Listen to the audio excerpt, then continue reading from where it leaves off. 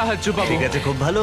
অবশ্যই এই bionic arm জীবন বদলে দেবে, কিন্তু এটা কিছুই নয় এই $1.5 ফ্লাইং কারের তুলনায়। তোমার কি মনে হয় এটা আমাকে হারিয়ে দেবে? ও হ্যাঁ, যদি কোনোভাবে তুমি যেত আমি তোমাকে $1 মিলিয়ন দেবো। আমি জিতলে তুমি আমাকে $1 মিলিয়ন দেবে? হ্যাঁ একদম।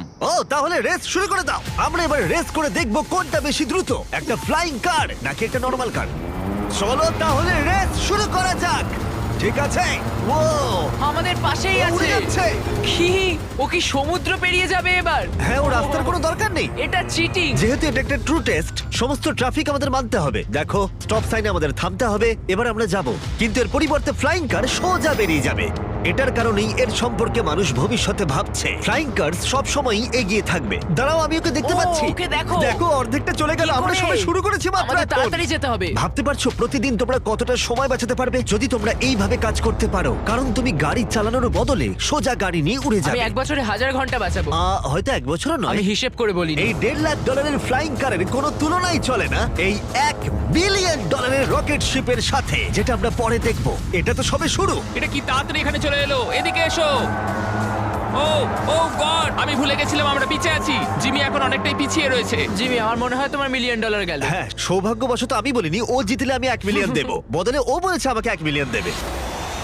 আমাকে দেখতে হবে আমি যেন কাউকে ধাক্কা না মারি। আরে ও তো চলে এসেছে। তুমি কতক্ষণ আগে এসেছো? 10 মিনিট। তুমি এখানে 10 মিনিট আগে এসেছো? ও মাই গড, এটার সম্পর্কে আমি জানি না, কিন্তু একদিন অবশ্যই এটা আমি চালাবো। আর যদি তুমি ভবিষ্যতের দিকে না তাকাও তাহলে একবার এই জেট প্যাকটা ব্যবহার করে দেখতে পারো। এবার যার মূল্য হলো $500 মিলিয়ন।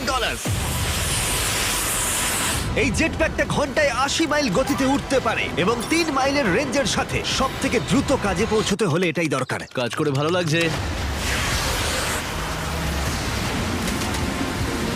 তুমি পেরেছো জন্য ভালো লাগলো। ভবিষ্যতের পরিবহন শুধুমাত্র আকাশেই নয়, এটা মাটিতেও হতে চলেছে। আর $1 মিলিয়ন বদলে আমরা পেয়েছি বিশ্বের দ্রুততম গাড়ি। আর আমি এখন এটাকে ড্রাইভ করব। আর এটা শুধুমাত্র বিশ্বের দ্রুততম গাড়ি নয়। ও ও ও মাই গড, এটা কত তাড়াতাড়ি গতি বাড়ায়। এতে এত বেশি সাকশন আছে যেটা উল্টো দিকেও চলতে পারে। ও ঠিক আছে। ও মাই গড, জিমি এখন উল্টে যাচ্ছে। দেখো একবার ওকে। এটা সত্যিই ভয়ানক, কিন্তু এটা নর্মাল গাড়িতে থাকার থেকে বেশি ভয়ানক নয়। এটা পাগলামো। ও এখন গ্র্যাভিটির বিরুদ্ধে যাচ্ছে। ও এবার মনে হচ্ছে আস্তে আস্তে আমার মাথায় এবার রক্ত উঠে যাবে। এতে দুটো ভ্যাকিউম ফ্যানস আছে যেগুলো এতটাই শক্তিশালী যে তুমি উল্টো হয়েও গাড়ি চালাতে পারবে।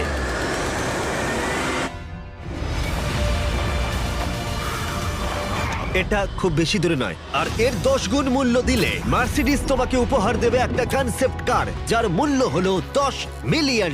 এটাকে তুমি বলতে পারো কয়েকশো বছরের মধ্যে একটা ভবিষ্যৎ গাড়ির স্বপ্ন। এটা প্যান্ডোরার মহাবিশ্ব দ্বারা